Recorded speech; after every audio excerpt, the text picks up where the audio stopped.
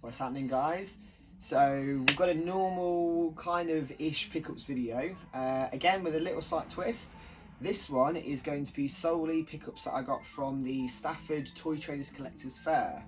I went there with Liam, Retro Ram 88, and also with Ben at the Foxbox Gaming, I think his name is, I'm not too sure. I'll put links to their channels below. And yeah, we got some good things. Liam was on the lookout for his particular things, and Ben was on the lookout for his particular things.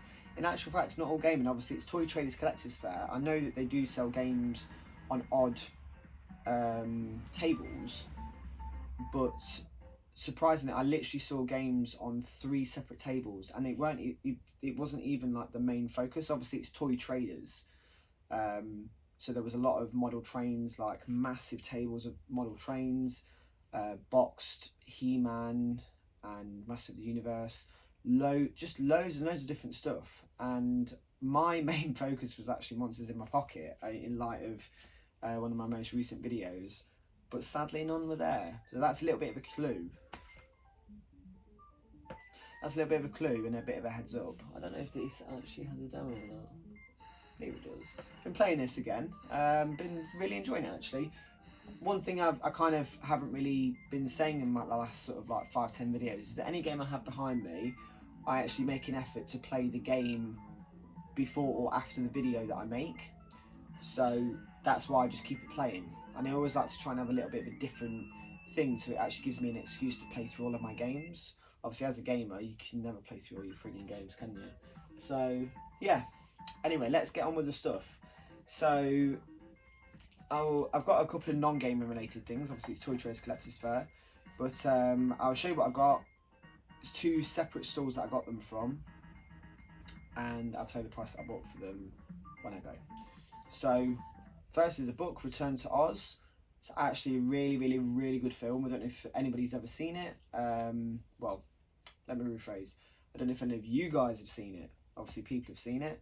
It's kind of like a cult classic, to be fair. I remember watching it as probably around about 10-13 years old, so technically a young child, teenager, and it was just really strange because it is actually quite like dark themed, and obviously the original is kind of, but doesn't touch on it as much as what this one does. So this is just like the story book version of the film. But obviously being an artist as well, and everything else, the pictures, love the pictures. I mean, look at that, massive profile. You know, I could sit there and draw that. So yeah, got that. And I got from the same guy, this little guy. I put a picture on the side. But basically this is is he Fisher Price? Yeah, Fisher Price Toys, 1981. He's basically part of something called Adventure Play or something like that. And they made a whole series of them, and I actually had the moon vehicle already since I was a kid. I still have it. It's in a box just over there. And when I saw this guy, I was like, oh, this is the guy to go with him. And yeah, simple as that, basically. Is he gonna... Will he stay up? He stays up. What do you know? We also have a groovy little guy with a mustache. Again, Boto next to me. A guy from Mask. I actually have quite a few of these already. I think probably about 10, 15 maybe of these in a box over there somewhere. I think, I can't quite remember where they are, but they are in a safe place, but safe place, I don't know what the fuck that is. So this guy was there, just in a random little like takeaway container as well. Just on his own, poor little guy. And then he had some games, some games. So, what's that? Oh, I thought I missed out on something there. So the first one, Buster Move 4 on the Dreamcast. This is my 11th Dreamcast game. I thought I was done Dreamcast collecting, to be fair, apart from maybe 1, possibly 2 Dreamcast games. And in actual fact, this surprised me because although it has a sticker on there, these have prices on. He did me a good deal at the end. So Bust a Move 4, and it's complete, and it's not cracked or anything like that. I mean, luckily, I touch wood, all of my Dreamcast games, not one of them has a cracked case. And apparently they're really common to like just shatter, like explode sort of thing, and mine haven't. Galaga on the PS1, Galaga Destination Earth is what it's called. It's £3.50, and the shit thing is that inside where we were, there was literally no signal at all on our phone, so I couldn't look it up on YouTube. I couldn't even Google it to see if it was a good price. And to be fair, I didn't necessarily want to do that because it was cheap anyway, and I thought he's probably going to end up doing me a deal anyway, because generally they do. But I thought it's not very fair for me to go and have a look. But at the same time, you want to make sure that the game that you're buying is good, like as in good gameplay wise.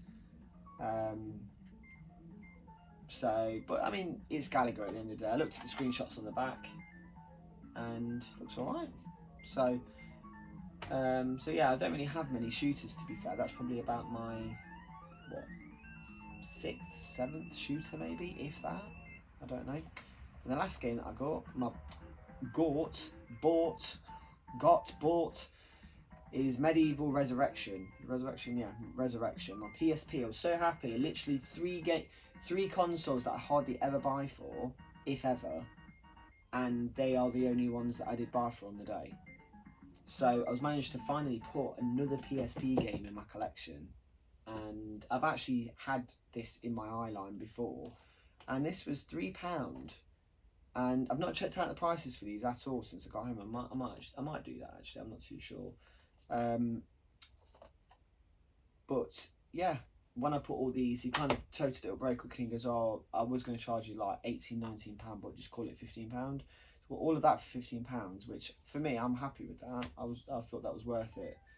And then the other things that I bought from another store, went halves with Liam, because it was like £3 each or 4 for 10, something like that.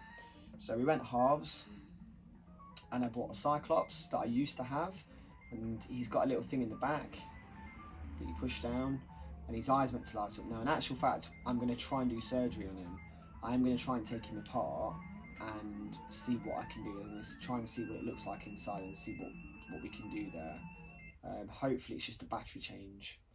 I'm really hoping, because I'd love to have him back to his former glory. He's missing like an accessory that he had on the front of him. But this says 1991. In actual fact, my mum sent off on cereal for him back in the day.